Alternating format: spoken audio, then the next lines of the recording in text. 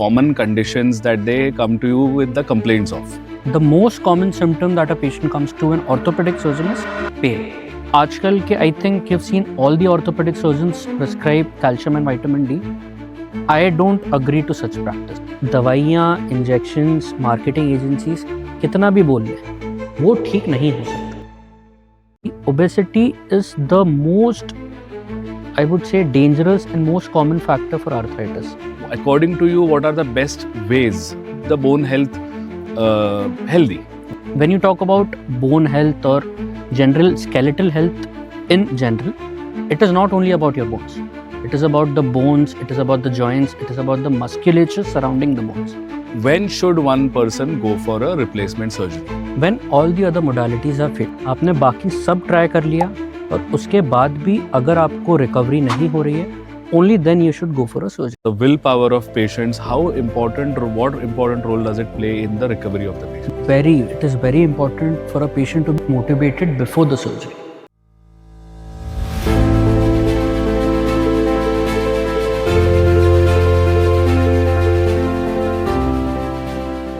Hi sir, good evening. Good evening. Pleasure to welcome you on our podcast today and very excited to ask you a lot of questions जो मेरे दिमाग में है बहुत दिनों से. Very curious and looking forward to having a great time with you on this podcast. Sir, to begin with, I would want to ask you how has your journey started in medical? Okay. What was it like when you were doing your 11th and 12th? You were pursuing science, of course. Yes. So what was the thought process that was going in? And आपने medical कैसे या किस motivation से select किया? And then how the journey started? So basically, I was always good in studies. Okay. Which a lot of my peers right now won't agree to.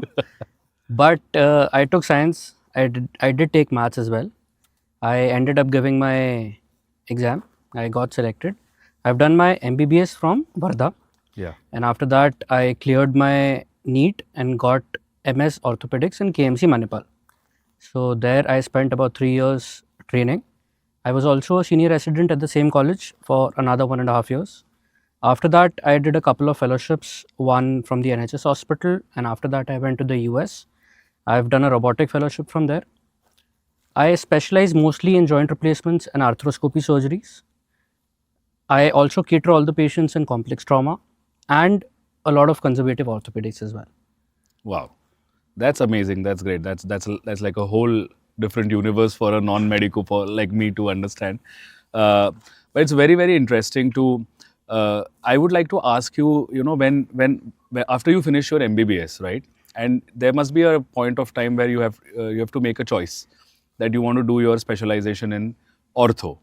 So what was that motivation like? Was ortho always a point of interest? No, it was not. Okay. I remember when I started my MBBS, I always told my parents I want to be a neurosurgeon. Okay. So one thing I would also advise all the graduates in MBBS is, before taking up a field, you need to decide if you want to go into the surgical part of it or you want to go into the medicine part of it. So या तो आप surgeon हो सकते हो या आप non-surgical branches choose कर सकते हो. When it comes to surgical branches, you have a very limited options.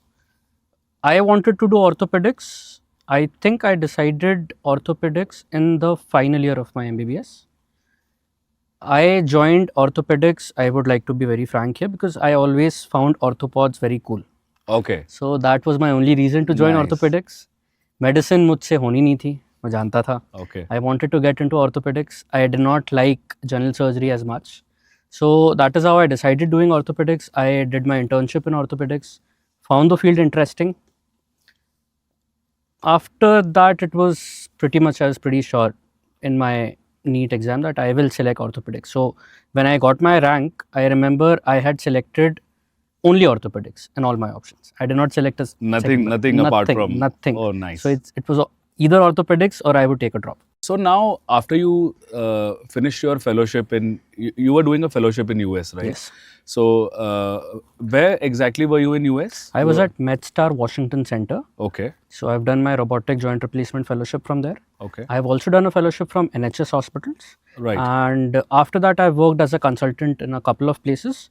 Currently, I'm working at Wockhardt Hospitals, Nagpur. Right. So when did you come back from US to I think back to India? It's been 2 years now. Okay, nice. Okay. So I have few questions to ask you in the latter segment, of course. I am Okay. very curious to also understand how's the situation overall in the US being a surgeon, Okay. and versus the situation here in India. But we'll probably take this up in the Sure. latter stage of the podcast. Moving ahead, sir, now since you are working with Wokhard in Nagpur and you're also independently practicing at Itarsi, what is the kind of, मतलब मैं आपको ये पूछना चाह रहा हूँ कि लोग जब आपके पास, पेशेंट्स जब आपके पास आते हैं, तो what are the most common, and I think it's not just the people of Nagpur or the people of Itarsi who come to you, right? Yes. There's a wide spectrum of geographical locations जहाँ से लोग आपका reference ले, I mean आपका नाम लेके या आपका appointment लेके आप तक पहुँचते हैं.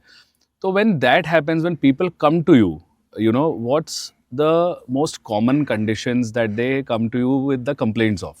So, when we used to study and when we practice, the most common symptom that a patient comes to an orthopedic surgeon is pain. दर्द हो रहा है. So basically हाथ पैरों में दर्द होता है. The first doctor that the patient decides is orthopedic Ortho. surgeon. Second is stiffness. जकड़न होती है शरीर में. That is the second most common complaint. Pain can be of different sorts. Pain is a very subjective matter. You cannot objectify pain. तो pen आपको हाथ पैरों में हो सकता है, कमर में हो सकता है, कंधे में हो सकता है, नी में हो सकता है. Recently, I've seen a lot of people complaining of back and knee pain. Right. So maximum patients, and I also specialize in joints. Probably the most patients I see are of back pain and knee pain. Shoulder pain is a very common condition, but still I would say 30% of my OPD is back pain and knee pain.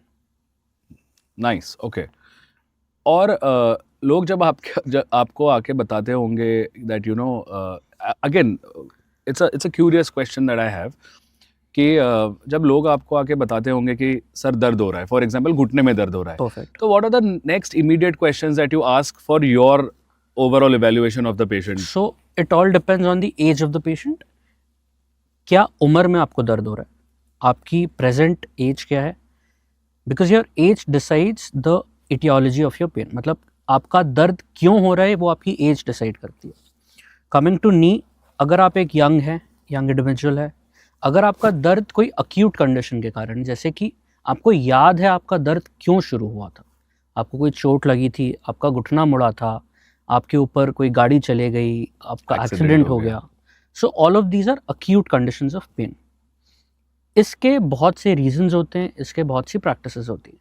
Same चीज़ जैसे आपकी as बढ़ती है वैसे आपके pain more than acute chronic pain में divide हो जाते हैं.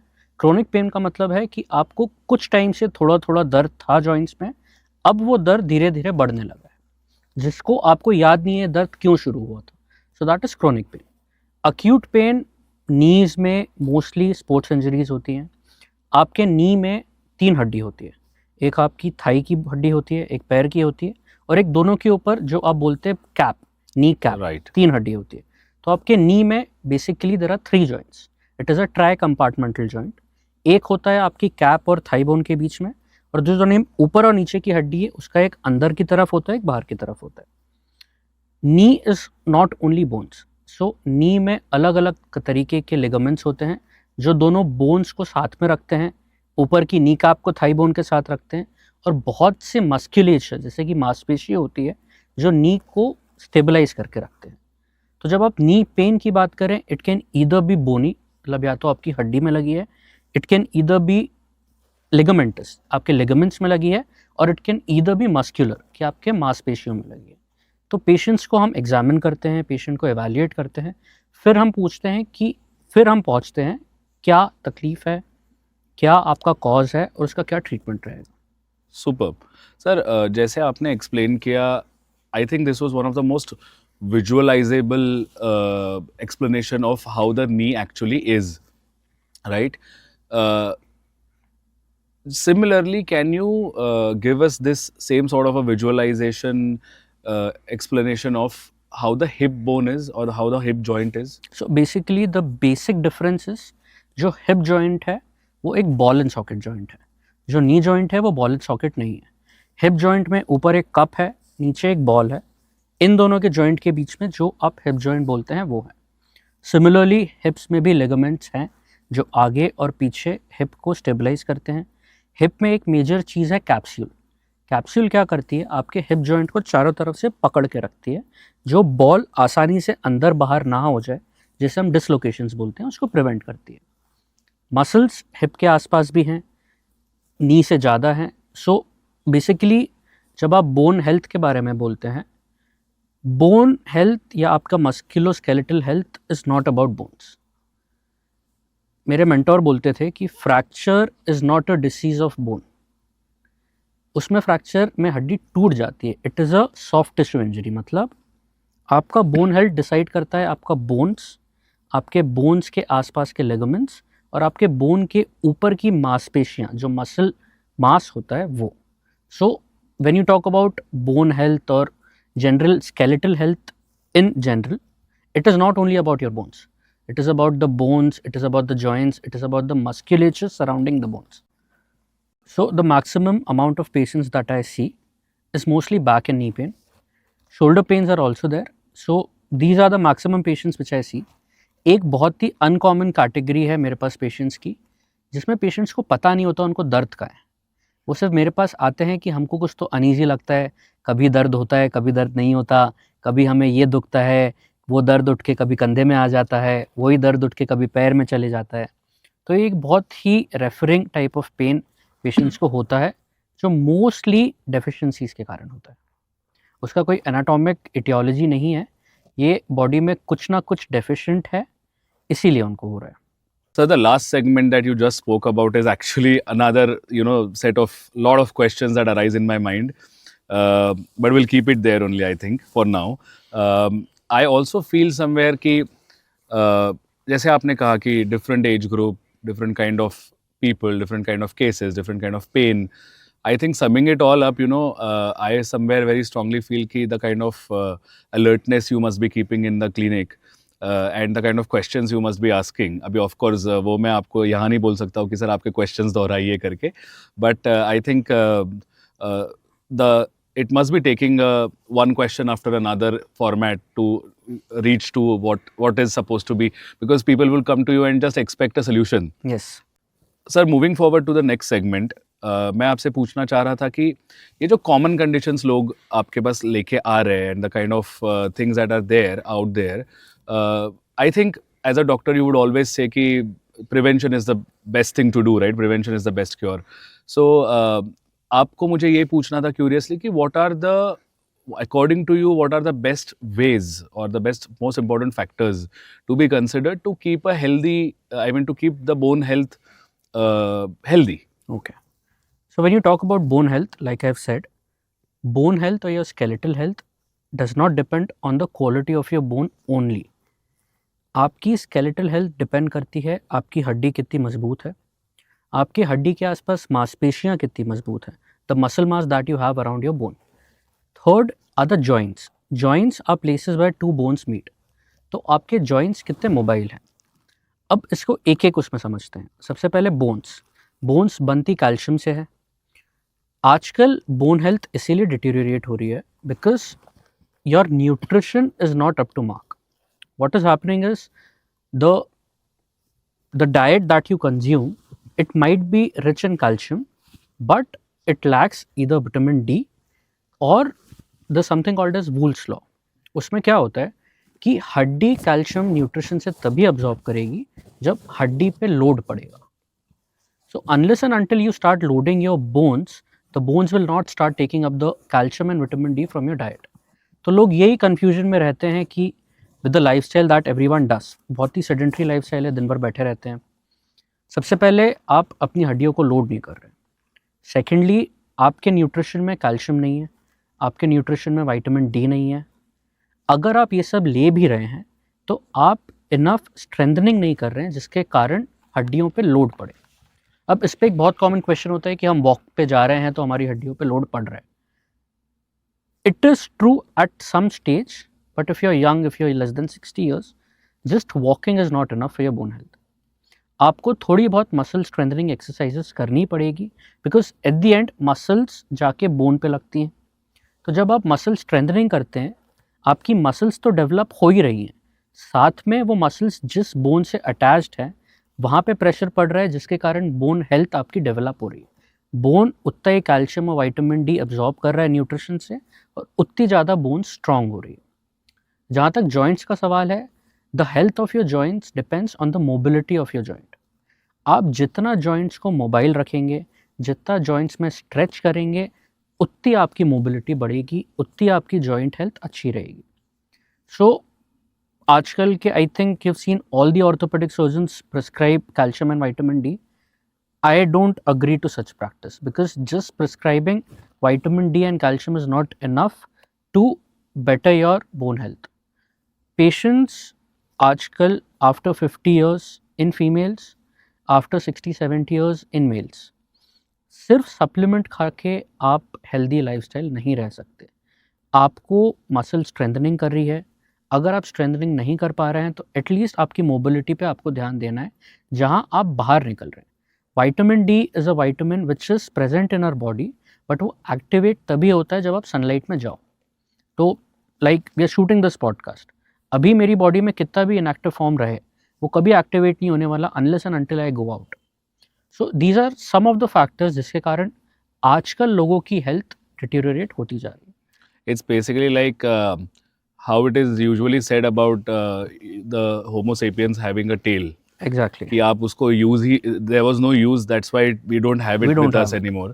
So that's the kind of summary I would take from your speech, is that use your bones, use your muscles, put pressure on them, load them, and that's when they will remain healthy. If you stop Exactly. using it, it's going to So deteriorate. it is nutrition, muscle strengthening and mobility. Yeah. ये 3 मंत्रा है for a better skeletal health. Sir, would you like to shed some light on the effects of, you know, the current sedentary lifestyle on the bone health? I would not like to pass a comment because I do the same thing. वो एक बहुत ही एक ritual बन गया है कि आप I think 5 to 6 hours बैठे रहते हैं as doctors also, as technicians also, as IT professionals also. And when you sit like I am sitting right now, we crouch. तो क्या होता है, आपकी बैक की जो मसल्स होती हैं वो स्ट्रेच हो जाती हैं. तो जो maximum back pain, 50% of the back pain is preventable. 50% of the patients having back pain is preventable अगर आप आपके पोस्चर पे ध्यान दें. सो बेसिकली आपको जब भी आप लॉन्ग टाइम के लिए बैठ रहे हैं, आपको थोड़ी बहुत स्ट्रेच करना है. You try to sit a little straight like this, which I don't do, lot of people don't do. बोलना आसान है, फॉलो करना मुश्किल है. I think somewhere it requires a very conscious effort. Exactly. Yeah. तो that is one. Sedentary lifestyle में if you are not going out, a lot of kids these days, I am not against video games, I like playing those, but I would also like to tell you the advantage of going out and playing sports. If you're not going out in that age group, you will never go out. If you don't develop an interest in outdoor sports when you're young, you will not develop interest in outdoor sports when you're old. So try to keep your body as mechanically active as possible for as long as possible, because at the end of the day it is a machine, it will go down. Starting में मज़े नहीं लोगे तो बाद में ले नहीं पाओगे. Correct. That's absolutely 100% true. Yes. Sir, in this overall scenario of people coming to you with back pain, knee pain, joint pain, what is the time when you feel, or what is the situation of a patient when you feel that surgery is the only option left now? Okay, so there's one more thing. Patients are scared of surgeons. Patients are not scared of physicians. Yeah. That one reason for that is जब भी वो कोई surgeon के पास जाते हैं, उनका एक mind रहता है कि ये सर्जरी एडवाइस करेगा. But I like to follow the saying that a good surgeon is the one who knows when not to operate. Every knee pain, every back pain, every shoulder pain does not need a surgery. Only 10% of those pains need a surgery. 80 to 90% of your pains can be managed with conservative. मतलब हम बिना surgery किए उसको ठीक कर सकते हैं. क्या होता है, आप डॉक्टर के पास इतना लेट पहुंचते हैं कि वो जो आपकी डिसीज़ है वो इतनी प्रोग्रेस हो चुकी होती है कि उसमें सर्जिकल ऑप्शंस के बिना कुछ ऑप्शन बचता नहीं है. बट स्टिल आई सजेस्ट कि हर पेशेंट में एक कंजर्वेटिव ट्रायल देना चाहिए. We treat the patient, we do not treat the X-rays. तो एक्सरेज में अगर बहुत ज़्यादा डिसीज़ दिख भी रहा है, पेशेंट्स की कंडीशन समझिए, पेशेंट के एक्सपेक्टेशंस जानना बहुत ज़रूरी है कि पेशेंट को क्या प्रॉब्लम है. if the problem is only pain, pain can be managed with a lot of factors. कई बार पेशेंट्स में मोबिलिटी इश्यूज होते हैं, पैर अटक जाता है, कंधा अटक जाता है, मूव नहीं कर पाते हैं. उस कंडीशन में आप एक्सपेक्ट नहीं कर सकते कि आप कोई दर्द की दवा खाओगे और आपका घुटना मुड़ने लगेगा. So that is where the surgical options come into place. But still there are a lot of conservative options available for knee pain, a lot of conservative options available for shoulder pains. Physiotherapy is one of the major factors deciding the outcome of your conservative management. सिर्फ pain killer खाना is not a treatment for anything. Pain killers आप इसीलिए खाते हैं कि जब साथ में आप मोबिलिटी या स्ट्रेंथनिंग करेंगे आपके जॉइंट की, उस कारण से जो पेन होगा उसको पेन किलर्स कुछ टाइम तक कवर करेंगे. Painkillers are not an option. जब भी आप कंजर्वेटिव मैनेजमेंट पे जाते हैं, बहुत से पेशेंट्स होते हैं कि उनने दवाई खा ली, पेन कम है, तो पेशेंट्स आर कंफर्टेबल, वो फिजियोथेरेपी नहीं करवाते. As soon as you stop those medications, the same thing comes back again. The monster rises again. Yes. And then you have to again go back to the pain. Again go back to the doctor, you cycle- blame the doctor, काम Yeah. नहीं किया. Right. Second stage में doctor surgery करेगा and then you end up at the same gate where you True, did not want to go where there. it all started. Yes. Yeah, correct. And as you as a as an expert and as a practicing surgeon, आप ये जो conservative approach के बारे में बता रहे थे, how much are you focused on taking the conservative approach as compared to advising surgery? Again, I give one trial of conservative management in all stages of arthritis. अगर मेरे पास कोई पेशेंट आज पहली बार आया है, उसको ग्रेड 1 आर्थराइटिस है या ग्रेड 4 आर्थराइटिस है, एक कंजर्वेटिव ट्रायल तो मैं मेरा दूंगा जिसमें मैं मेरा प्रोटोकॉल फॉलो करता हूँ. अब वो पेशेंट्स का डेडिकेशन है कि वो कितने डेडिकेटेड तरीके से मेरा प्रोटोकॉल फॉलो करेंगे. It is a multimodal treatment. Multimodal मतलब it is not only medications. It can be medications, it can be physiotherapy, it can be strengthening, it can be preventive measures. A lot of patients in India are still sitting on Indian toilets. आप जब एक Indian toilet पे एक arthritic नी के साथ बैठते हैं तो आपका पेन बहुत ज़्यादा एग्रीवेट हो जाता है. तो ये बहुत छोटे छोटे प्रिवेंटिव मेजर्स हैं जिनको आप एक फिजियोथेरेपी, एक मेडिकेशन प्रोटोकॉल के साथ, I think 20, 30, 40 patients can be managed without a surgery. But इसमें एक बहुत बड़ा फैक्टर है the stage at which you present to your doctor. अगर आप ग्रेड 4 में, जहाँ पे सबलक्सेटेड मतलब आपकी हड्डी इतनी ख़राब हो चुकी है कि वो घिस के अलग हो रही है, वहाँ पे एक्सपेक्ट करेंगे कि आपका डॉक्टर कोई दवाई दे के आपका घुटना ठीक कर देगा. That is not possible. मतलब I can't do it. Don't go to a doctor. Right. So it depends. जब भी आपको पेन है, आई एम नॉट सेइंग कि आज दर्द आपको शुरू हुआ है तो आपको कल डॉक्टर को दिखाना है. There is something called as home treatment for your pain, जिसमें हम राइज करके बोलते हैं. अगर आपको कोई चोट लगी है और आप थोड़ा बहुत हिला पा रहे हो तो आप उसको थोड़ा रेस्ट दीजिए, थोड़ा आइस एप्लीकेशन करिए, कंप्रेशन करिए और एलिवेट करिए. अगर 1-2 दिन के बाद भी आपका दर्द नहीं कम हो रहा है और आप बिल्कुल भी हिल नहीं पा रहे, then go see a doctor. Right. But अगर आपको कोई पेन बहुत टाइम से है और आप सिर्फ विंडो शॉपिंग में डॉक्टर्स को एक के बाद एक दिखाते जा रहे हैं और किसी का भी प्रोटोकॉल फॉलो नहीं कर रहे हैं, be prepared for a surgery. Correct. Sir, लोग आते हैं आपके पास ऐसे पूछने कि डॉक्टर साहब बहुत ज़्यादा पेन है, आप इंजेक्शन लगवा दीजिए. Okay, so injection, when you talk about injections, there are major 4 types of injections. सबसे कॉमन है corticosteroid injections. Corticosteroid injections do work. वो क्या होता है, when you talk about arthritis, scientifically speaking वो आर्थराइटिस नहीं, आर्थरोसिस होता है. मतलब वो एक इन्फ्लेमेशन है जॉइंट का, जहाँ पे इन्फ्लेमेशन, सूजन बढ़ गई है. तो ऐसी कोई भी दवाई जो सूजन कम कर देगी विल वर्क. स्टेरॉइड्स आपके ग्रेड 1, ग्रेड 2 में हेल्प कर सकता है, आपका इन्फ्लेमेशन कम कर सकता है, again if you start muscle strengthening after that. अगर आपको आपकी सर्जरी कुछ टाइम के लिए पोस्टपोन करवानी है, घर में कोई फंक्शन है, आपको कहीं ट्रैवल करना है, स्टेरॉइड्स परफेक्ट, नो प्रॉब्लम, आप 1-2 ले सकते हैं. बट द प्रॉब्लम इज़ एक स्टेरॉइड के बाद पेशेंट को कई बार अच्छा लगता है और जैसे ही 1-2 महीने में पेन आता है, पेशेंट्स वापस से सेम इंजेक्शन लेने आ जाते हैं. सो अ सिंगल और at least 2 doses of steroids are not bad, only if you don't repeat them in a year and you don't ask the patient to be on the same therapy always. As long as it is helping his quality of life, कोई problem नहीं. Right. Second type of injections are visco supplementation. Visco supplementation is basically hyaluronic acid. It acts like a lubricant into your joint. तो वो friction कम करता है. तीसरा type का injection होता है PRP, प्लेटलेट रिच प्लाज्मा. सो 2 टाइप्स उसमें प्लेटलेट रिच प्लाज्मा होता है और आजकल स्टेम सेल्स हो रहे हैं. इन दोनों को हम ऑर्थोबायोलॉजिक्स या रीजनरेटिव मेडिसिन बोलते हैं. सो बेसिकली क्या होते हैं, आप ही के ब्लड के कुछ फैक्टर्स होते हैं जो ग्रोथ फैक्टर्स ज़्यादा आपके नी में छोड़े जाते हैं, जिससे आप ये सोचते हैं कि आपका नी बेटर होगा.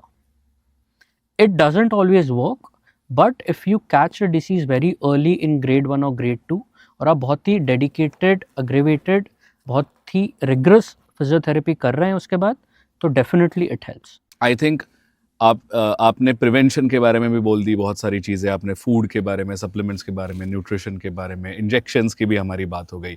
Now the next question that I have in my mind is when should one person go for a replacement surgery? Okay, when all the other modalities have failed, as simple as that. आपने बाकी सब try कर लिया और उसके बाद भी अगर आपको रिकवरी नहीं हो रही है, only then you should go for a surgery. Before going for a surgery, a patient should know that your disease is not a life-threatening disease. आपकी ज़िंदगी पे इस पे कोई फ़र्क नहीं पड़ेगा, आपकी जान को खतरा नहीं है. All your replacement surgeries are a quality of life surgery. I always explain it to my patients कि ये सर्जरी हम इसीलिए नहीं कर रहे हैं कि आपकी जान को खतरा है. ये सर्जरी हम इसीलिए कर रहे हैं कि after this I want you to lead a normal and pain free life. इसीलिए हम कोई भी सर्जरीज करते हैं. उसमें भी कई तरीके की सर्जरीज होती हैं. सबसे पहले, अगर एज ज़्यादा है और आपके घुटनों में हड्डी इतनी इन्वॉल्व नहीं है और सिर्फ लिगामेंट इन्वॉल्व है, तो हम आर्थ्रोस्कोपी सर्जरीज करते हैं, जिसे हम दूरबीन वाली सर्जरीज या लेज़र सर्जरीज बोलते हैं. उसमें सिर्फ 2 से 3 टाँके आते हैं. उसमें हम आसपास की मांसपेशियाँ नहीं काटते. We go straight into the joint, repair, reconstruct anything which was torn and come out.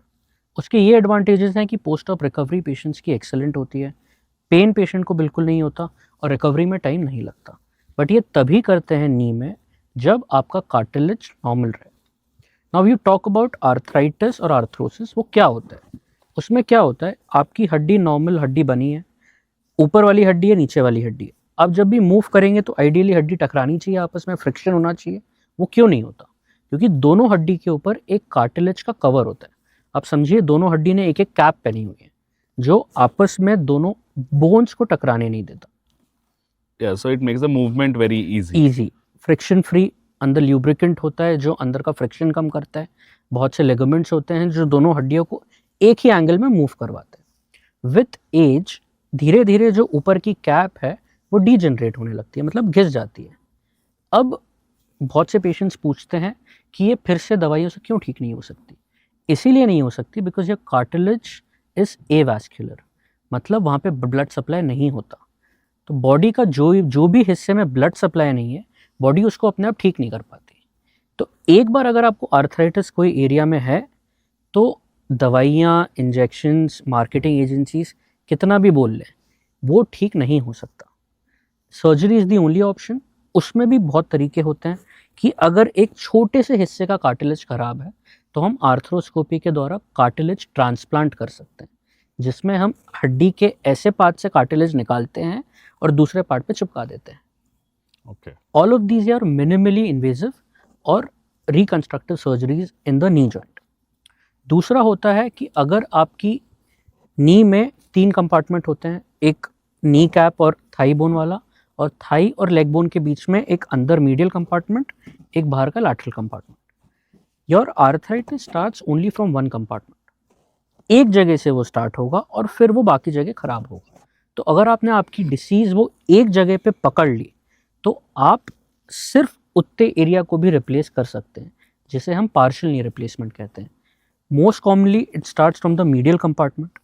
Maximum knee pain के पेशेंट्स बोलते हैं कि हमें अंदर की तरफ दर्द है या पीछे की तरफ दर्द है. तो अभी आपका सिर्फ एक ही कंपार्टमेंट इन्वॉल्व है. इन केसेस में हम 2 तरीके की सर्जरीज करते हैं. अगर आपको आपका नेचुरल नी बचाना है तो हम हाई टिबियल ऑस्टियोटोमी करते हैं, जिसमें आप हड्डी के एंगल को ही बदल देते हैं, जिससे बॉडी का पूरा प्रेशर बाहर की तरफ से जाए, अंदर की तरफ प्रेशर ही नहीं आए.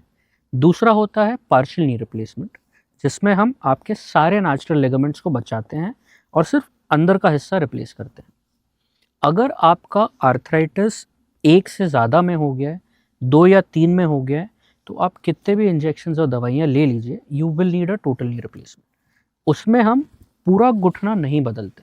ये एक बहुत बड़ी मिथ है लोगों में कि नी रिप्लेसमेंट का मतलब होता है कि आपने पूरा घुटना ही बदल दिया। आपका घुटना आपकी जगह पे है, सिर्फ जो सरफेस घिस गया था उसको हम अच्छे से पूरा सेम लेवल पे घिस देते हैं और ऊपर और नीचे कैप बैठा देते हैं। So it is more of a knee resurfacing than a knee replacement surgery. Sir एक कॉमन चीज़ मैंने बहुत ऑब्जर्व की है while I speak with a few people, and जब मैं कुछ लोगों से या मैंने देखे कुछ लोग अपनी फैमिली में या आजू बाजू में कि लोगों के कई सारे मिथ्स होते हैं रिगार्डिंग कि चलो डायग्नोसिस तो हो गया है कि हमारा घुटना घिस चुका है या कार्टिलेज घिस चुका है, डॉक्टर बता देते हैं उनको कि आपका, but the whole psyche behind that is कि I have heard people saying कि बहुत सारा लेबर किया था उसके वजह से चला गया, या कुछ बहुत हाई इंटेंसिटी ट्रेनिंग किया था उसके वजह से। तो is there any specific reason how the, is it just the age कि उसके वजह से वो? So there are 2 types of arthritis. एक प्राइमरी आर्थराइटिस होता है जो डीजेनरेटिव होता है, मतलब जिसका कोई कारण नहीं होता, वो एज के हिसाब से होता है। जैसे जैसे हाइड्रेशन कम होता है कार्टिलेज में, वो घिसना शुरू हो जाता है। फीमेल्स में अर्ली 50 से लेट 60s तक होता है, मेल्स में a decade letter early 60s से 70s तक होता है। There is a different type of arthritis called as secondary arthritis. Secondary arthritis मतलब आपका घुटना आपकी बॉडी में कोई कारण है जिसके कारण घिस रहा है। या तो आपके नी के आसपास कोई फ्रैक्चर हुआ होगा, हड्डी टूटने के कारण आपका कार्टिलेज भी टूट गया होगा, अच्छे से ऑपरेशन हुआ नहीं, गलत वे में वो जुड़ा है, उसी पे आप चल रहे हैं और वो घिस घिस के खराब हो गया। दूसरा होता है rheumatoid arthritis. Rheumatoid arthritis is a condition जिसमें आपकी बॉडी खुद अपने कार्टिलेज को डिस्ट्रॉय करती है। तो ये कुछ टाइप के सेकेंडरी आर्थराइटिस हैं।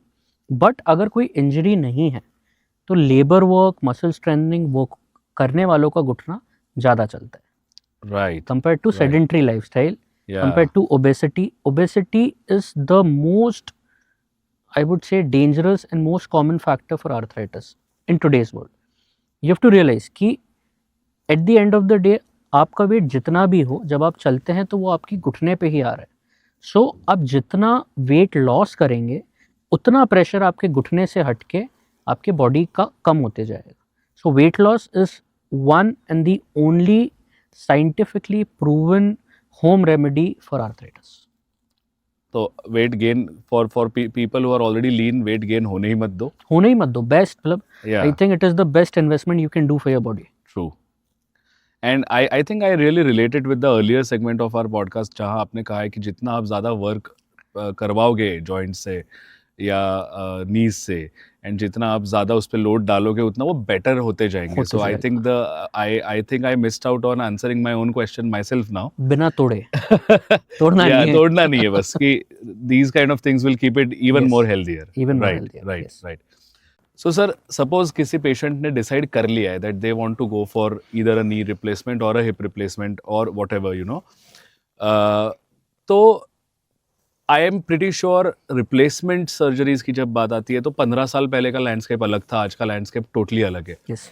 And you being a new generation doctor and surgeon also, you have seen the conventional part very closely as well as seen the modern advanced part also very closely. So what are the kind of techniques, what are the kind of processes that are followed when it comes to कि चलो अभी knee replacement कराना है या hip replacement कराना है? Okay. So when you talk about conventional hip and knee replacements, 15 साल पहले या 20 साल पहले जो हो रहा था वो एट पार था, वो बहुत अच्छा था। आई एम नॉट सेइंग वो ख़राब था, बट धीरे धीरे सर्जन्स को समझ में आने लगा है कि आप उसको और कैसे बेटर कर सकते हैं। सबसे पहले आपको हिप या नी जो भी रिप्लेस करना है, आपको जॉइंट तक पहुंचना है, आपको आपकी स्किन काट के जॉइंट तक पहुंचना है। तो द अप्रोच मैटर्स। कन्वेंशनली हम मसल काटते थे और मसल काटने के बाद हम जॉइंट को एड्रेस करते थे।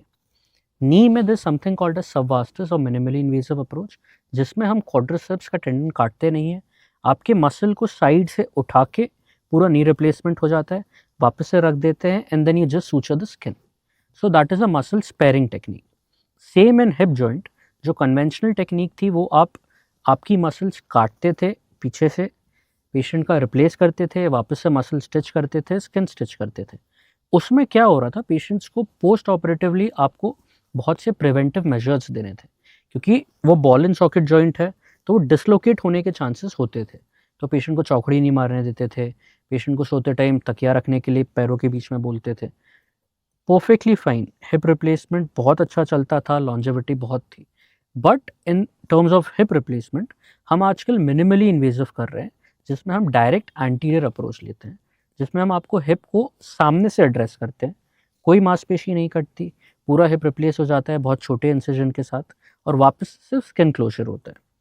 इसमें ये फ़ायदा है कि पेशेंट का ब्लड लॉस कम होता है, post operative pain in both minimally invasive and hip and knee is less, blood loss is less, patient को पोस्ट ऑपरेटिव रिकवरी बहुत फास्ट होती है compare to the other conventional techniques.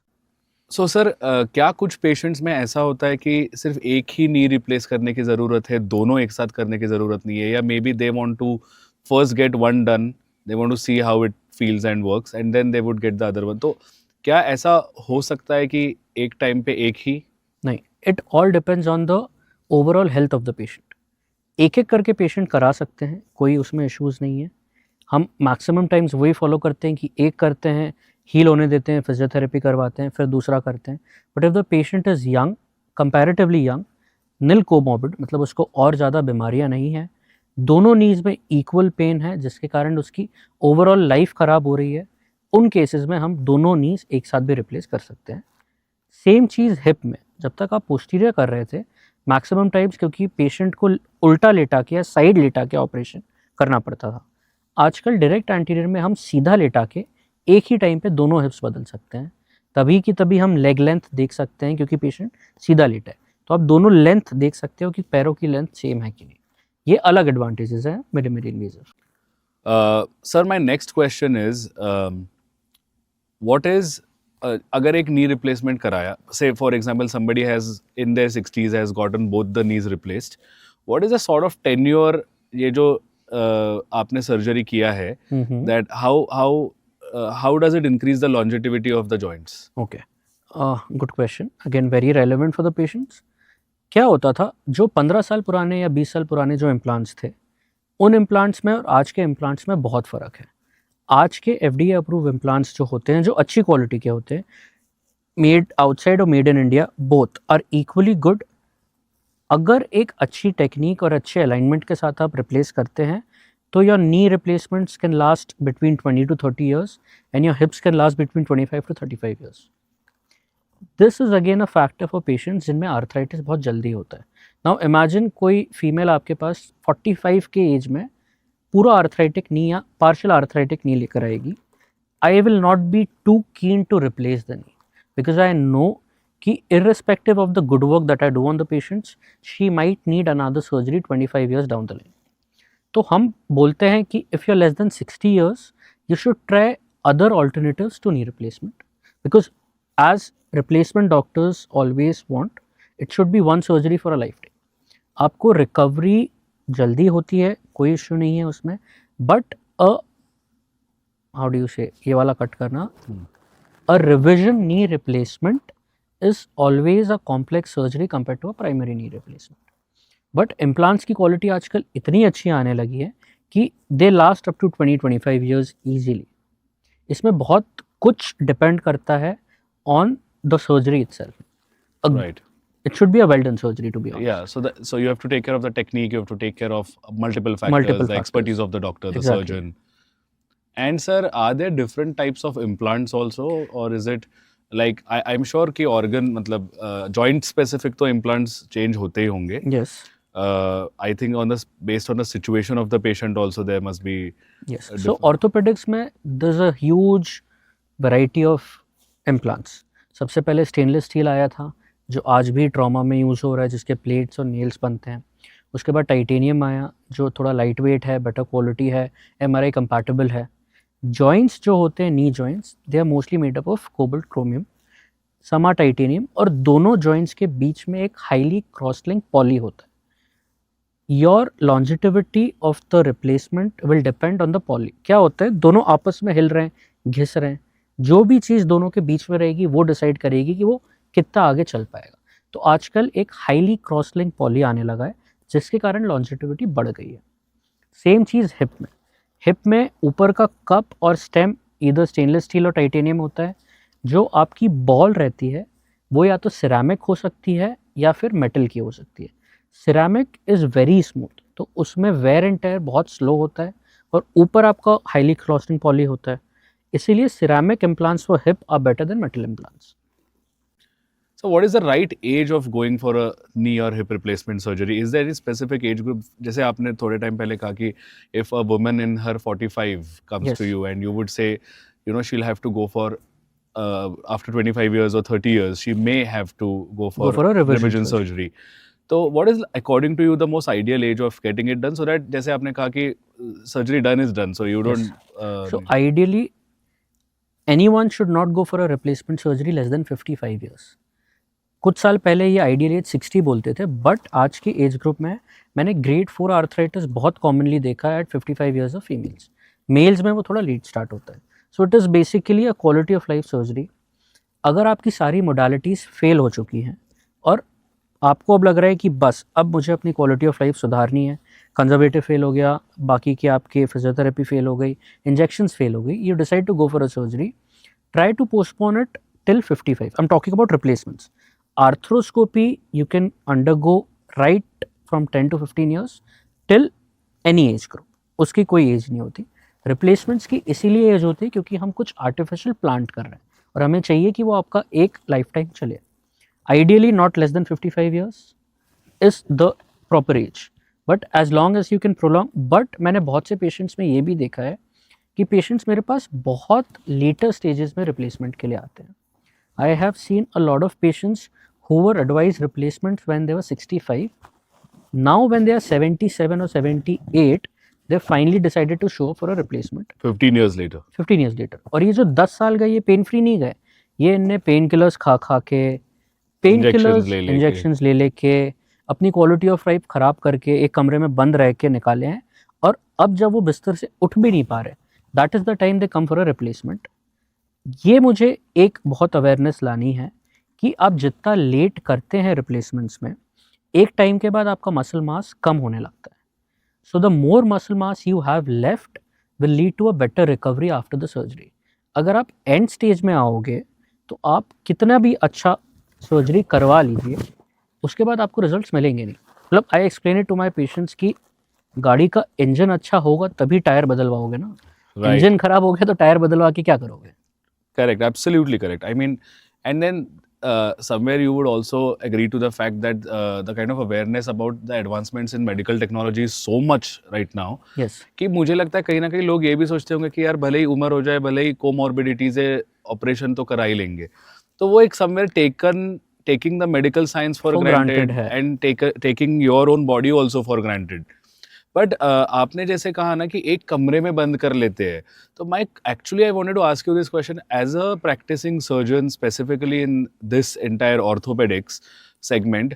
Have you seen any impact on the social life of a person who has problems with walking, climbing stairs, you know, things like that, जो कि कुछ भी करो तो बहुत ज़्यादा पेन है, घुटनों में हो या बैक में? very common Yeah. with females. Okay. Females में क्या होता है कि एक बार उनको दर्द होना शुरू हो जाता है. This is a recent example of a very close relative of mine, कि एक बार आपको दर्द शुरू हो गया तो आप उसको पोस्टपोन करते रहते हैं. धीरे धीरे गैदरिंग्स में जाना बंद हो जाता है, धीरे धीरे सीढ़ियाँ चढ़ना बंद हो जाता है, धीरे धीरे आप आपकी लाइफस्टाइल में नीचे नहीं बैठ पाते, खड़े नहीं हो पाते. You try to avoid the situation, और जब वो पेन एट रेस्ट भी होने लगता है, that is the time you decide to take up a step. जो चीज़ आप इनिशियल बहुत आराम से निकल सकते थे, just because you have neglected that, अब आपकी प्रॉब्लम बढ़ गई है. सोशल लाइफ आपकी भी ख़राब होती है, इमोशनल लाइफ ख़राब होती है, आपके आजू बाजू जितने लोग हैं उनकी सोशल लाइफ ख़राब होती है. And eight the end of the day you and up doing what was advised 5 or 10 years before. तो वो जो 10 साल का एक अच्छी क्वालिटी ऑफ लाइफ आप जी सकते थे, वो स्किप कर गए, क्योंकि just because you are postponing. just because you're postponing. Yeah. You should postpone when you're very young. For Yeah. Replacements. Yeah. उसमें आप अदर मोडालिटीज़ लीजिए और उस स्टेज में वो बहुत जल्दी स्टार्ट होता है। तो आप जितनी जल्दी डॉक्टर को दिखा के फिजियोथेरेपी और बाकी का प्रोटोकॉल स्टार्ट करेंगे, रिप्लेसमेंट्स को आप उतना आगे तक। So basically, I think the formula that I am picking up from this conversation is that uh, uh, postponing a surgery is a good option, but in some cases, in some cases and not postponing the surgery is the best option in some cases. So वो ऐसा है ना कि वो उतना ही करो जितना आप बचा सकते हो, हाँ, और basically. Postponing a surgery is not your decision, it Yeah. Is the doctor's Yeah, decision. yeah, of course. Okay, so आपको नहीं पोस्टपोन करना है। A good doctor will know when to operate and when not to operate. Yeah. तो वो आपको वैसे ही operate 45 में नहीं करेगा रिप्लेसमेंट में। अगर कोई केसेस में और कोई ऑप्शन नहीं बचता है, only Right, then a doctor right. Goes ahead for a surgery like that. So, sir, representing the new generation of doctors who are doing really advanced surgeries, do people who come to you, saying that I had done a XYZ replacement or XYZ surgery 5 years ago, 15 years ago, and again the pain has started, and again so and so is happening, and I don't know, मतलब उस time पे भी 10 साल postpone करके करवाया था, अभी फिर से मैं सोच रहा 10 साल पोस्टपोन करूँ, but then I don't want to do it, so do people approach you saying कि they मतलब हमारे terms में they want a revision surgery? I do a lot of revision knee cases. I do a lot of revision hip cases.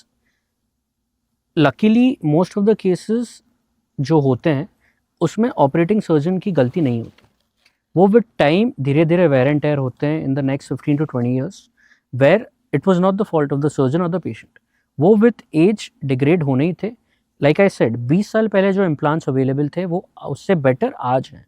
तो अगर वो implants 20 साल चल गए तो आज के इम्प्लांट्स 25 से 30 चलेंगे। Second most important cause of revision surgeries is infection. Infection, any replacement, any kind of surgeries that you do, infection का चांस हमेशा रहता है।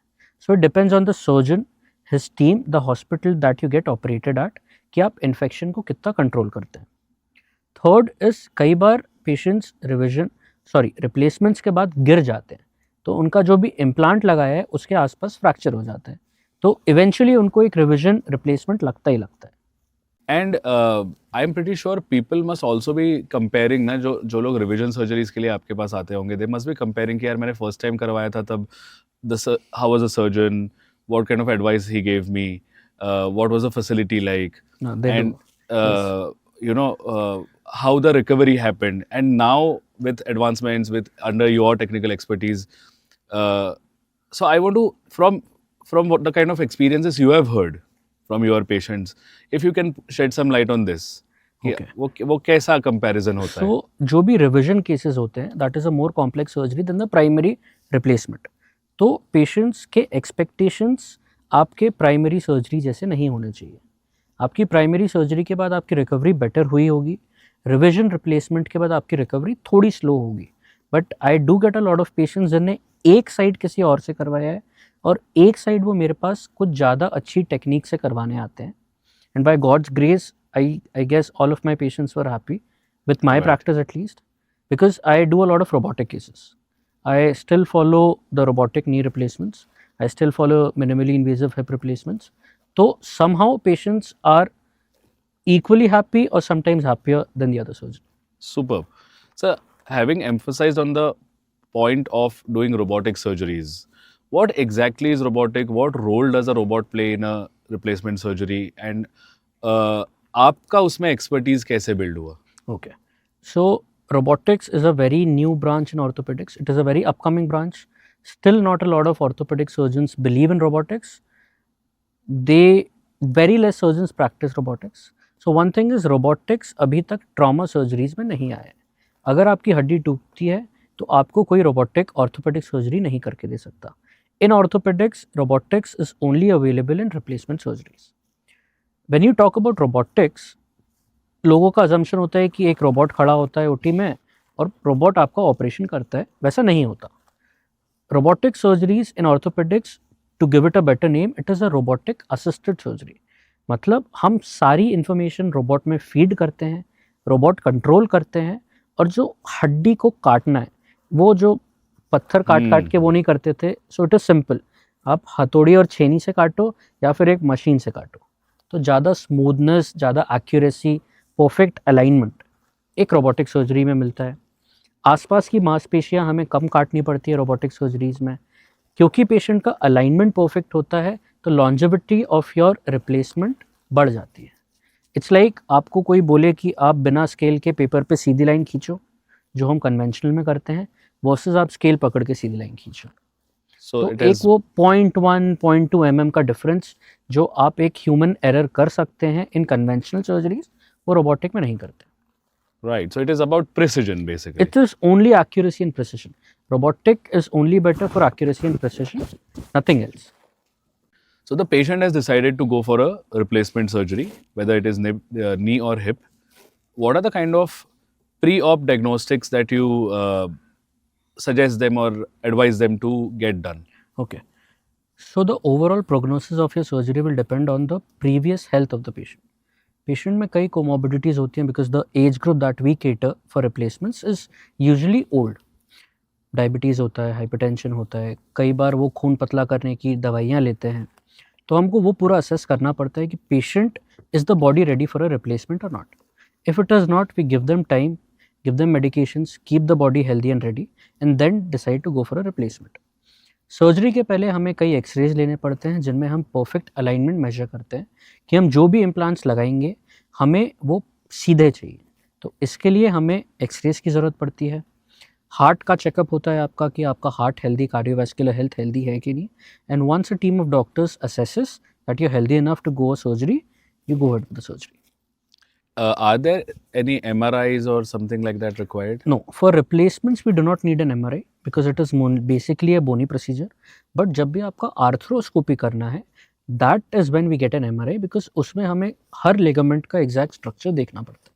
सर क्या सारे लोगों के लिए सेम इम्प्लांट्स होते हैं अवेलेबल, या फॉर एग्जांपल कोई आदमी मोटा है, कोई आदमी पतला है, males females, age different, height difference, तो ये सारी चीज़ों में इम्प्लांट सेम होता है, इम्प्लांट एक पर्टिकुलर इम्प्लांट सेम होता है या कस्टमाइज्ड होता है for different patients? Okay, so your height, weight do not decide the size of the implant. जब हम इंट्राऑप आपकी बोन को देखते हैं, the size of your bone decides the implant. हमारे पास हर साइज़ के बोन के इम्प्लांट्स अवेलेबल होते हैं। हम पूरी ट्रे लगाते हैं सर्जरी के दौरान। जब हम आपके फाइनल कट्स ले लेते हैं तो हमारे पास 10 तरीके के ट्रायल्स होते हैं। हम हर ट्रायल फिट करके देखते हैं। जो भी ट्रायल आपके उस हड्डी पे परफेक्टली मैच कर रहा है, फाइनल इम्प्लांटेशन वही उसका होता है। ये तो हो गई कन्वेंशनल की बात। रोबोटिक्स में क्या होता है, हम एक दिन पहले ही आपके जॉइंट का CT स्कैन ले लेते हैं। तो हम पूरी surgery with the final implant cuts एक दिन पहले पूरी सर्जरी हो चुकी होती है, like virtually in the Okay. Computer. Okay, हमें पता होता है कि हमें ये कट इतना लेना है, फाइनल इम्प्लांट ये लगेगा, फाइनल इम्प्लांट ये लगेगा। So basically that is how robotic helps, कि आपको फाइनल कट्स और आपके इम्प्लांट साइजेस पता होते हैं, तो हम एक पर्सनलाइज कस्टमाइजेबल इम्प्लांट पेशेंट को पहले ही दे पाते हैं। Does it reduce the time also of the surgery? Initial robotic surgeries आपको ज़्यादा टाइम लेते हैं compare to conventional. Firstly training, क्योंकि ट्रेनिंग आपकी कन्वेंशनल पे होती है तो आपकी स्पीड बढ़ जाती है। जब भी आप रोबोटिक शुरू करते हैं तो थोड़ा टाइम ज़्यादा लगता है, बट इवेंचुअली वो कंपेरेबल हो जाता है। Okay, nice. अभी you have been doing robotics since almost 3 years now, yes robotic surgeries. Yes. So now, how comfortable are you? So if you had to do, so for example, आप एक conventional surgery के patient को operate कर रहे हो, like you're doing the surgery conventionally, या आप एक किसी patient के लिए robotic surgery कर रहे हो, तो आप ज़्यादा enjoy क्या करते हो और ज़्यादा comfortable as a surgeon किस में होते हो? ज़्यादा एन्जॉय मैं रोबोटिक सर्जरीज करता हूँ because it is still a challenge. Robot आपको इन टाइम प्रिसिजन और इन टाइम चैलेंजेस देता है, क्योंकि आपको एक एक डिग्री का चेंज पता चलता है। आप इम्प्लांट को कितना रोटेट करो, इम्प्लांट का साइज़ बढ़ाओ, आपके एंगल्स बढ़ाओ, तो आपको सामने स्क्रीन पे दिखता है। So it is a challenge, more exciting, better for the patient. But conventional surgeries I am equally comfortable with. Okay. Robotic surgeries in today's world is still it is still not cost effective, क्योंकि robotic surgeries में extra पैसे लगते हैं for the same surgery. कुछ insurances robotic surgeries cover करती हैं, कुछ insurances robotic surgeries cover नहीं करती। So again I would like to inform everyone कि जब भी आप एक हेल्थ प्लान ले रहे हैं, आस्क योर एजेंट कि आपके प्लान में रोबोटिक सर्जरीज या एडवांस्ड मेडिकल मैनेजमेंट है कि नहीं। Nice. Correct, this is a very important factor to consider Yes. Because बहुत बार होता है कि आप देखते नहीं हो क्या क्या इंक्लूडेड क्या है क्या क्या क्या इंक्लूडेड नहीं है, है, आप प्रीमियम एजेंट भर आपको देते हो. बताता नहीं है कि ये यस एक्सक्लूडेड है. Yes So it is always better to pay a little extra for robotic surgeries, not just in orthopedics, क्योंकि आजकल हर फील्ड में robotics आ गया करेक्ट है करेक्ट और बहुत आगे आने वाला है. correct correct I have personally experienced a robotic surgery which was related to LASIK. All right. I got my eyes operated, so Yes. of course the precision, the kind of recovery, the Recovery. kind of getting back to life has always been, would always be better in terms when it comes to robotics, And right? it is still evolving. So in future, the recovery, the time taken, the results will keep on getting better for robotic surgeries. Sir, what is the post-op procedure like? Operation is done, surgery is done, replacement is done. Patient is shifted from the OT to the admission room. After that, पूरा process, if you can shed some light कि recovery कितने time में होती है, how soon does the patient start walking, how soon the patient leaves and goes home. Okay. So again, like I mentioned, all replacement and joint surgeries are not a life-threatening surgery. They do not require an ICU stay. तो हम patients को post op recovery में रखते हैं, थोड़ा monitor करते हैं vitals उनके. Once the patient is stable, हम पेशेंट को वापस उनके रूम में भेज देते हैं. सेम डे पेशेंट अपने रूम में जाता है. Patient can walk ideally in 6 to 8 hours after surgery. Wow. But it also depends on the pain. Pain is a very subjective thing. किसी को पेन ज़्यादा परसीव होता है, किसी को कम होता है. If the patient is comfortable, हम सेम डे वॉक कराते हैं. If the patient is not comfortable and having pain, patient next day walk करता है. मार्केटिंग स्ट्रैटेजीज हर आदमी की अलग होती है, बट इट डजेंट मैटर कि पेशेंट नेक्स्ट डे चल रहा है कि सेम डे चल रहा है. Correct. So it is all about the pain management, it is all Right. About the recovery. So it's maximum what I think is 24 to 36 hours is the kind of time frame. 12 to that, 24 hours. 12 to ideally. 24 hours, Yes. yeah. For the patient to walk again, हम कुछ walking ads देते हैं for the initial period of 1 to 2 weeks कि कुछ support के साथ patient चले, and then the patient can start walking as per his pain management. Right, The most important thing after any surgery is physiotherapy. right. Now I always tell my patients कि it is 50% surgery and 50% rehab after the surgery. Right. अगर आप surgery इस उम्मीद में करा रहे हैं कि आज हमने ऑपरेशन किया और 2-3 दिन में मैं वापस से भागना शुरू कर दूंगा, then your expectations are too high. The patient should be well motivated. एक अच्छा विल पावर होना चाहिए, but the patient should be practical कि अभी सर्जरी हुई है, the patient might have a little pain और discomfort for the next month, और 1 महीने में इवेंचुअली पेशेंट का सारा डिस्कम्फर्ट कम होने लगता है. Physiotherapy is a very big factor for all replacement surgeries. कुछ फिजियोथेरेपी एक्सरसाइजेज हम हॉस्पिटल से आपको सिखा के बेचते हैं, जो आपको घर पे फॉलो करने हैं.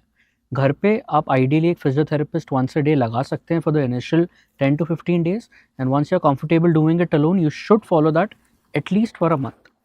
ये बहुत ही कॉम्प्लेक्स एक्सरसाइजेज नहीं होती है.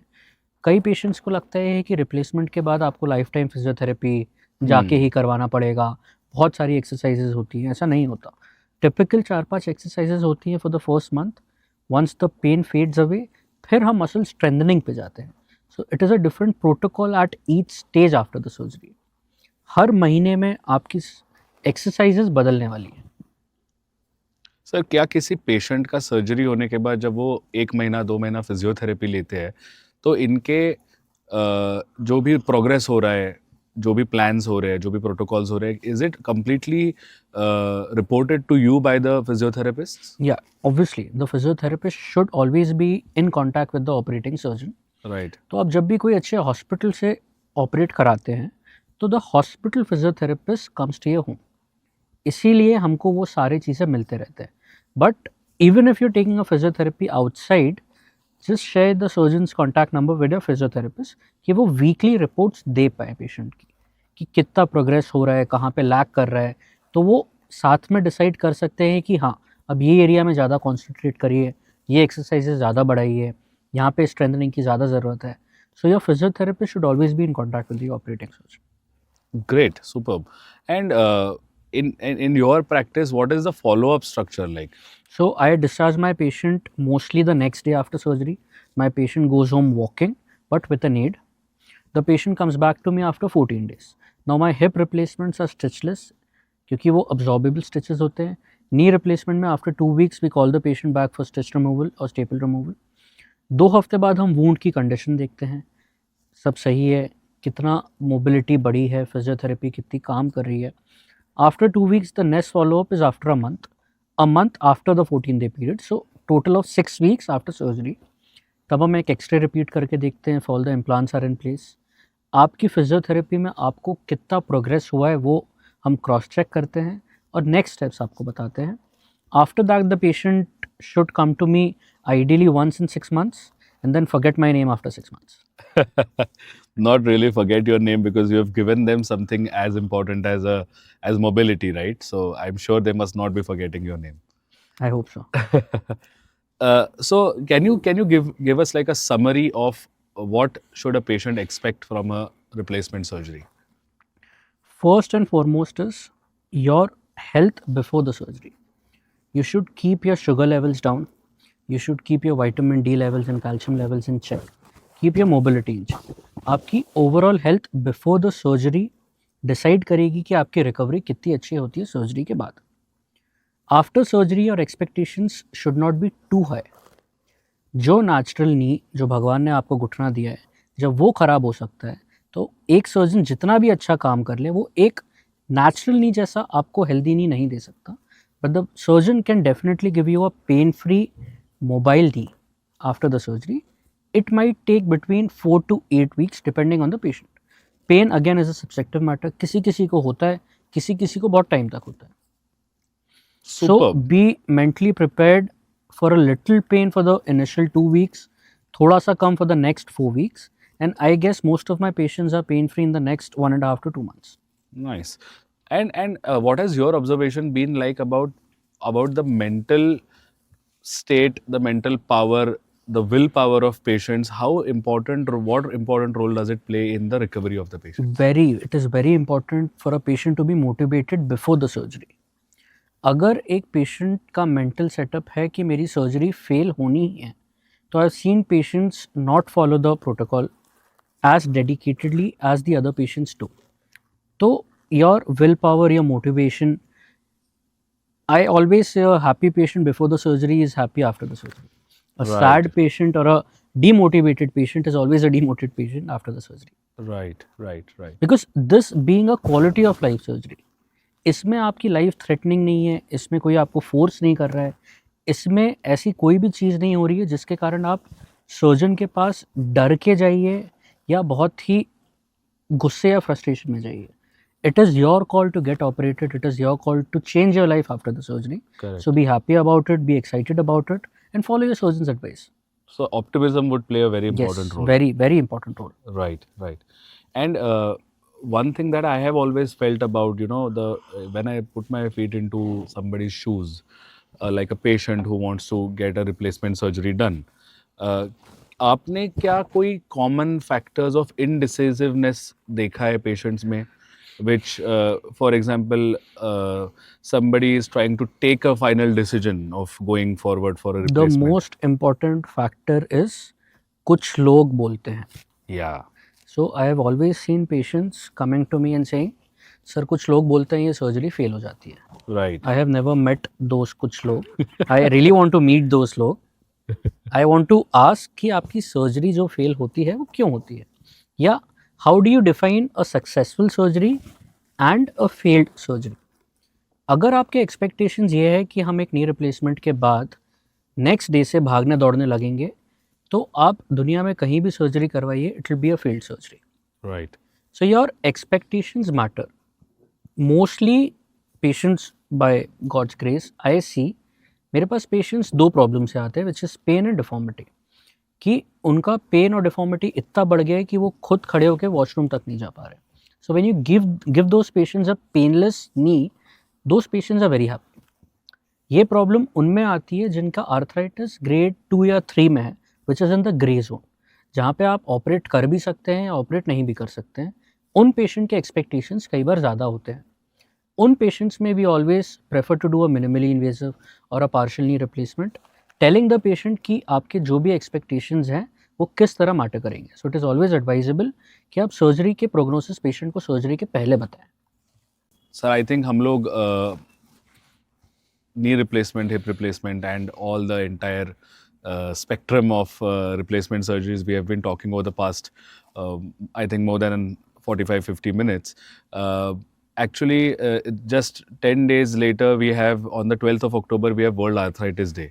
तो क्या आप हमारे व्यूअर्स के लिए, हमारे ऑडियंस के लिए, would you like to give some advice और some message which they can follow in their day-to-day life? Okay, so lifestyle modifications should start very early in life, but it is never too late. First and foremost is your nutrition. Any disease in your body starts with inflammation, और inflammation आता है आपके nutrition से. So take care of your nutrition. I would not like to go into veg or non-veg. दोनों में there are a lot of calcium, vitamin D, protein-rich diet. Follow that. One is nutrition. Second is your strength training. Once you cross the age of 40 years, your body starts to lose muscle. वो natural process है. So it depends on you कि आप कैसे वो muscle mass बचा सकते हैं body में. The more you utilize and strengthen your muscles, the better your skeletal life will be, the better your overall health will be.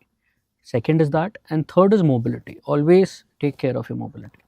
And the fourth is, once you feel that ये सब करने के बावजूद भी आपका pen या problem persistent है, you should see a doctor. तो सर अभी ये जो आजकल एवियन के केसेस बहुत ज़्यादा बढ़ रहे हैं, इसके पीछे what is the exact reason, what is the exact cause? So basically आपको समझना पड़ेगा एवियन एवास्कुलर नेक्रोसिस होता क्या है. उसमें क्या होता है, जो आपका बॉल एंड सॉकेट बॉल होती है हिप की, वहाँ पे ब्लड सप्लाई ख़त्म हो जाता है. ब्लड सप्लाई ख़त्म हो जाता है तो वहाँ की बोन धीरे धीरे ख़त्म होने लगती है. तो जो वो स्मूथ कर्वेचर होता है वो पूरी तरह ख़राब हो जाता है. जब वो उबड़ खाबड़ हो जाता है और जब भी आप उस पर वॉक करते हैं, मोड़ते हैं, फोल्ड करते हैं, तो वो पेन महसूस होता है. इसका मेजर कारण है, फर्स्ट, कोविड के बाद एकदम से केसेस बढ़ गए.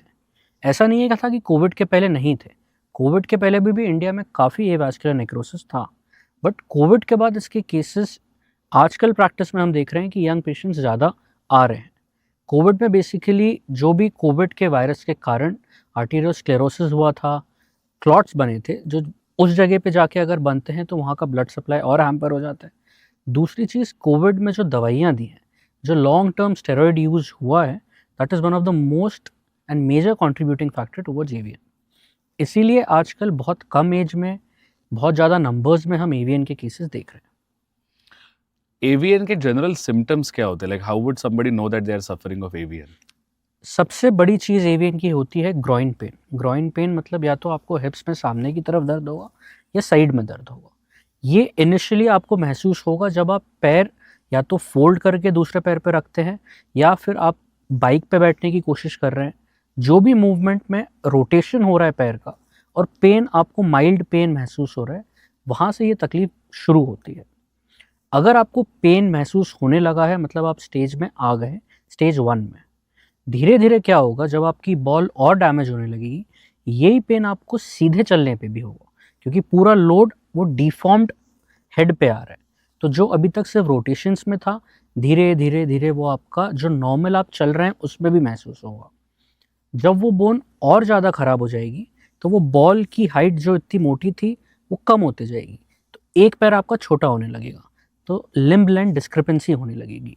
मतलब आपका पूरा जो ऊपर की बॉल है वो पूरी तरह ख़राब हो गई है, डिफॉर्म हो गई है, कोलैप्स हो गई है. इसीलिए एक पैर थोड़ा ऊपर आने लगता है. इस तरीके के सिम्टम्स आना शुरू होते हैं. यूजुअली क्या होता है कि जब इनिशियल सिम्टम आता है हिप में, तो पेशेंट्स को लगता है कि बहुत छोटा सा सिम्टम है, चोट लग गई होगी, मोच आ गई होगी, तो वो काफ़ी टाइम रुक जाते हैं बिफोर गेटिंग एन एक्सरे. वहाँ से प्रॉब्लम, जब तक वो एक डॉक्टर को प्रेजेंट करते हैं, आपकी स्टेज बढ़ चुकी होती है, इसलिए आपके सिम्टम्स बढ़ चुके होते हैं. एवियन में एक सबसे अच्छी चीज़ जो आजकल एडवांस टेक्निक्स में है, वो ये है कि अगर आप स्टेज 1 या स्टेज 2 में अपने डॉक्टर्स को दिखाते हैं, तो एक स्टेम सेल थेरेपी बहुत ही अपकमिंग चीज़ है, जिसमें हो सकता है हम बिना रिप्लेसमेंट के आपका हिप वापस से ठीक कर पाएँ. इसके चांसेस कम होते हैं, बट चांसेस होते हैं. So it is always better to agree to your surgeon's advice when you are suffering from stage 1 और स्टेज 2 ऑफ एवियन. अगर आपको स्टेज 4 है और आपको एट रेस्ट या चलने पे भी पेन हो रहा है, तो आपको रिप्लेसमेंट के अलावा और कोई चीज़ आपका साथ नहीं दे सकती. तो सर ये जो एक कहते हैं लोग कि उम्र बढ़ती उम्र के साथ साथ हड्डियाँ सॉफ्ट हो जाती है या फिर वीक हो जाती है या फिर इन इंग्लिश वी से they become very fragile, what is that due to and what is this phenomenon overall? So basically what happens is, जैसे जैसे आपकी एज बढ़ती है आपका बॉडी का कैल्शियम का लेवल्स कम होने लगता है। विमेन में ये चीज़ मेनोपॉज के बाद बहुत होती है, मेन में ये चीज़ थोड़ा लेट आके शुरू होती है। इसे हम मेडिकल लैंग्वेज में या तो ऑस्टियोपीनिया कहते हैं या ऑस्टियोपोरोसिस कहते हैं। बहुत ही इनिशियल स्टेजेस में जब आपकी हड्डी की डेंसिटी कम हो रही है तो initially it is called as osteopenia. अगर वो डेंसिटी और कम होते गई तो it is called as osteoporosis.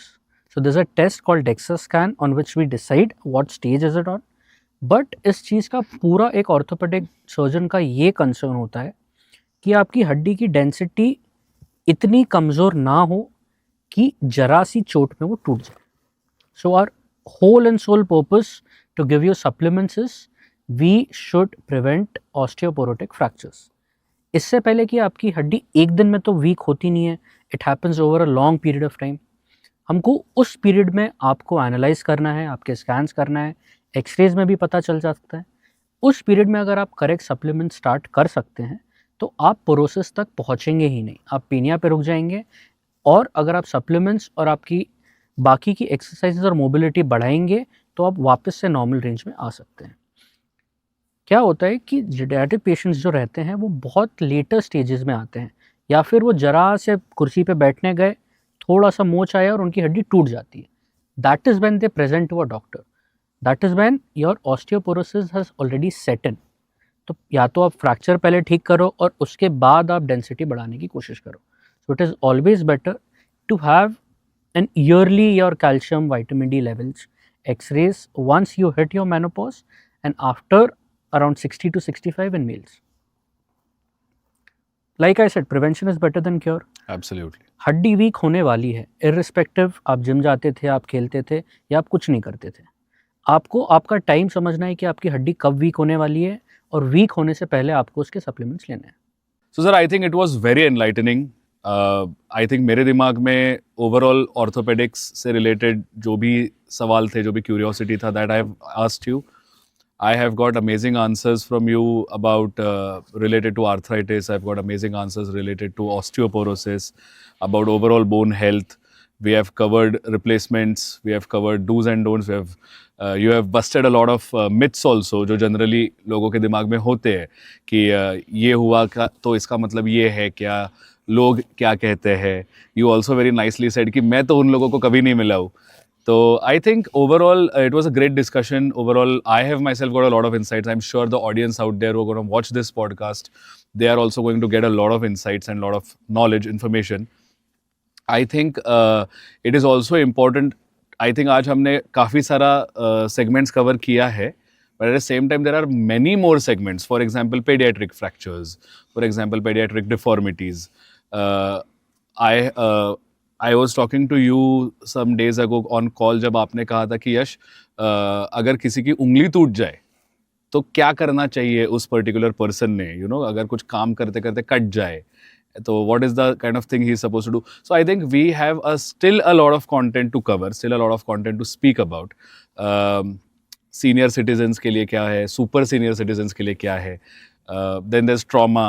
So a lot of more things that we will definitely cover. Apart from this, I would also like to request the audience कि आपके दिमाग में अगर कोई सवाल है, you want me to ask certain specific questions to Dr. Agrawal, please do let me know in the comments section, and we would be more than happy to answer them in the next podcast. I think I hope I keep getting time from him like this, where we can meet for an hour and candidly discuss about a lot of content. So thank you so much, sir, for all the time. Thank you so much for being here, and thank you so much for shedding light on so many things. Thank you so much.